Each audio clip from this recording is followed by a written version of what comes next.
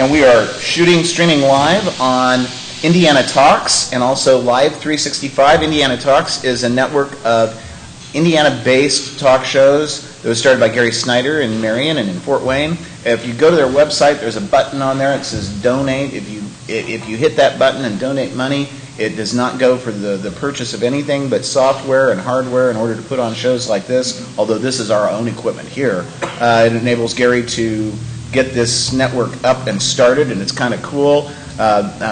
We are on that network, Indiana Talks. There are other shows on there, too, the philosophies of which we don't necessarily agree with, but that this is an excellent exercise in First Amendment rights. We're shooting at Aesop's Tables, which is at 600 East Mass Ave. Has an excellent menu. I'm looking at soups here. They've got lobster bisque on special. They have some interesting choices of beers and wines. 600 East Mass Ave in downtown Indianapolis. Our guest panelists today are Maya Axton, who's a small business owner and blogger here in Indianapolis. And what's your blog? CreatingMaya.com. And what's your business? It's Indy Couriers, bicycle courier service in Indianapolis. Place you can find out on the internet? IndyCouriers.com. And what is your quest? The quest? What is your favorite color? Okay. Also with us is Annette Gross, who's state coordinator for PFLAG and also a member of the Indianapolis chapter. And what's their website? IndyPFlag.org. And also Zach Adamson, who's city county councilor at large. And Zach, what is your website for contacting people? www.adamsonforindy.com. And you're also a small business owner here in downtown Indianapolis? Yes, I am. And that's on Ohio Street? Yeah, just hair on Ohio Street between Pennsylvania and Delaware. You do anything but hair? We do a couple other things. We do some. So it's not just hair. It's not just hair. Misrepresentation. That's false advertising. That's a danger to the public. Yes, but it's an enhancement to what you're expecting. So it's not a deprivation of what you're expecting. So you actually get more than expectations. When we were off air, Maya made the point that Maya's philosophy is basically anarchistic. Am I correct? Let's say voluntarist. It's a voluntary society is my ideal. Anarchy only applies to, say, government. So. Okay, but anarchy is basically a belief that we should not be governed by a sovereign authority. No rulers. Okay, and sovereign authority would be defined as... So Zach could be out of a job. Yeah. No, I have a job. Oh, well, out of your other job. Yeah. Let's make that abundantly clear. The job that pays will be fine.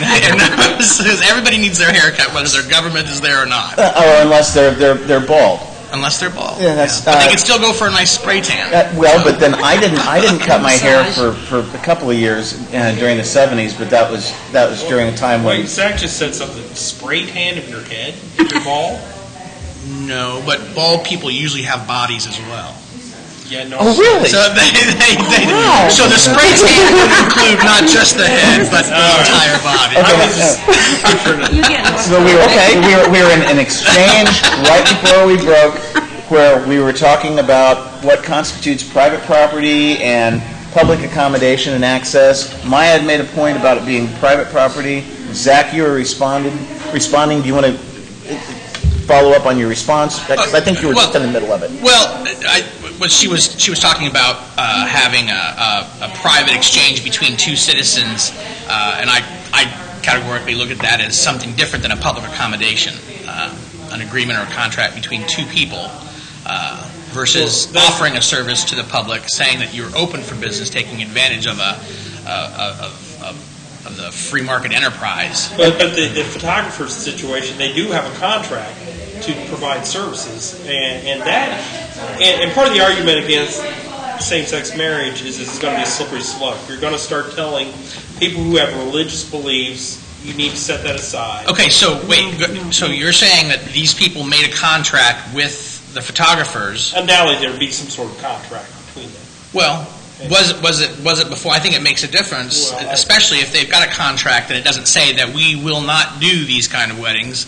I think they're binded. I don't know how they could get around that. I don't know how far it went in the process, but I don't know if it could be an oral contract, but usually those kind of things are written contracts, and I don't know what they have in their contract. I mean, I don't think they originally, before they got far enough, I don't think they had a contract. And most any contract you ever see is say we have the right to cancel and deny service at any time. I mean, you almost see that in every contract. Yeah, that's not much of a useful contract then. And to me, there is a distinction, and mine goes a step further between here, person saying, I'm not going to serve you because you're, a gay or lesbian, and requiring people to go out and do things, requiring Just Cookies to make actually cupcakes, which they with like a rainbow. Sure, in fact, a member on the council who sponsored that ordinance said that's not what we meant at all. Yeah, there were two counselors that came back and said the exact same thing. And the example they used was that if there was a Jewish printer and a white supremacist came in and asked them to print up some flyers for their big rally that they were going to have. Well, that was really cool because I was talking about a kosher bakery. And somebody coming in wanting schwarzstickers in icing. Sure, but I think there's also a difference between somebody that you have an issue with and somebody that has an issue with you. Having you do work that is contrary to you personally, or you not wanting to do work because you just don't like those people. Well, and I think the law distinguishes also between a situation like if you're bringing a suit in equity for a specific performance where somebody would be forced to do something and something where there's a legal remedy or damages. Because when you're forcing somebody to do something, it's different than allowing access to a place. And Just Cookies was on public property. Yes, it was. That was an additional issue with that, with contrary to our human rights ordinance. But that was an additional to. But it wasn't serving. They wanted them to make something. Sure, and if they didn't have a policy that says we do things like that, that would be the problem. I mean, on their website it says we do special occasions, we do special events, we do make special accommodations for special situations. And it wasn't the fact that they wanted rainbow cookies or cupcakes. It was the fact that the people were gay. If they wanted rainbow cookies for the Humane Society, they would have done it. It wasn't the rainbow cookies they had a problem with. It was the gay people they had a problem with. Well, I mean, should you be forced to spray tan like Reverend Phelps? I think that falls under our human rights category. I think it obligates me to spray tan. Now, if he asks me to spray, God hates fags on his back, that is an affront to me as a person. And it attacks me.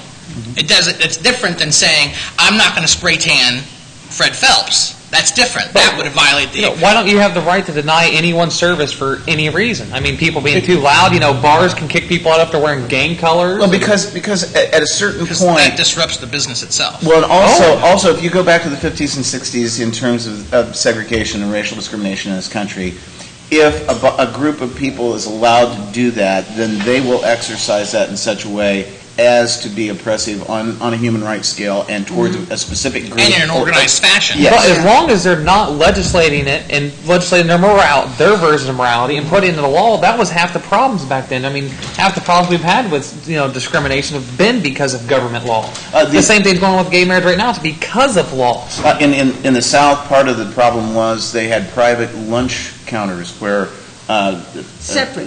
They were separate. People had to be separate, and that was they a private separate business. Drinking fountains. Then don't go there.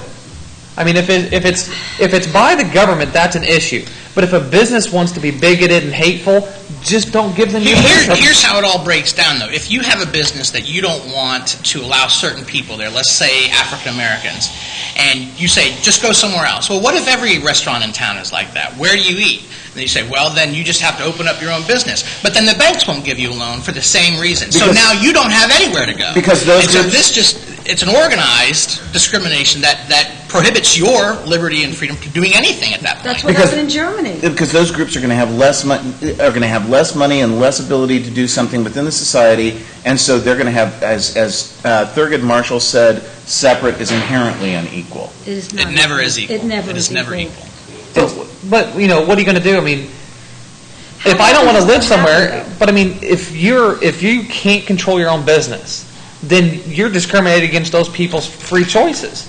I mean, if I can't discriminate against customers, where do you draw that line? But How why? far are you going to Why take would that? you want to? There are civil rules that businesses have to follow that may be contrary to how they want to run their business. If you have a business that is a bar that plays loud music, but you have a residential or senior home right across the street, you can't violate their rights That's either. violating actual personal space, hearing, noise.